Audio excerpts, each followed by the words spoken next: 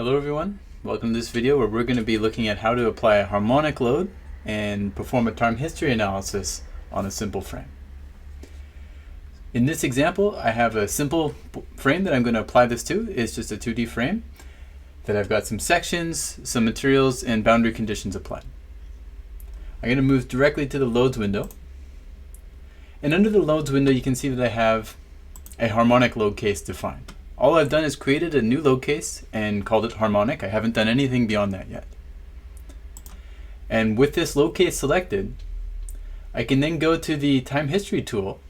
And if I right click on the time history tool and just move this screen over to my other monitor, I have a few different options. I have a nodal excitation, a support excitation, and a multi-support excitation.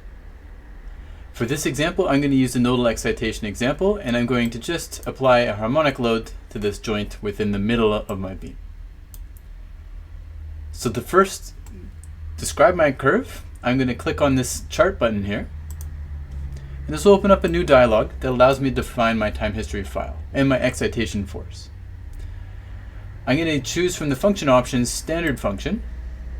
And then we have here an example to select our harmonic, polynomial, or linear function. I'm going to go with the harmonic option where I can specify my amplitude, which I'll say is 5 kilonewtons, my frequency, which I'm going to set to 30 radians per second,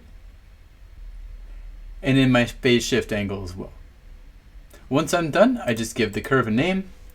I'll call this test curve and click the add curve button to add this curve to my file. So now I see here that an existing curve appears with that name. I can click OK, and I'm going to be asked to save changes to this file, which I haven't given a name to. Now I'm going to save this file in a folder, and it's going to save it as a DTH file. So this is a database of time history curves, and it can contain more than just one single curve, and it can be referenced by multiple models. So this file curve name here, I'll just call it test curve. I'll click save. And here I can now see this standard function appearing in this window. I can choose which direction I'd like it to be in here, or I can just click OK. And within this time history tool data bar, I can then see all the information. So I can choose my test curve, my direction, and I'll just enter the scale in the z-axis here of 1. I'll left click and apply it to that joint, and we can see here that we have an arrow, a single green arrow, with the number 1 next to it indicating the function or that test curve function that we've applied. Now I can go ahead and run my analysis. So I'll click Analyze. So I'm just dragging this over here, and we're running a linear dynamic time history analysis. We could also run a nonlinear dynamic time history analysis, but in this case I'm choosing linear.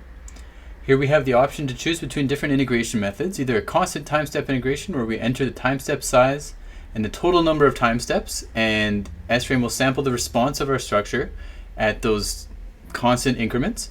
Or we have a variable time step integration which will more efficiently sample the response based off of a critical jerk threshold, a change in acceleration threshold, where if the response of the structure isn't changing very much, it won't focus as many time steps at that location as where it would be changing more frequently. So it's a more efficient approach. I'm going to use constant time step integration for now. You can see here that we can enter a Rayleigh damping coefficients and Newmark coefficients. In this case here, I have a time step size of 0.001 seconds and a total time step count of 1,000. So this should run for basically 1 second of duration of my structure's response.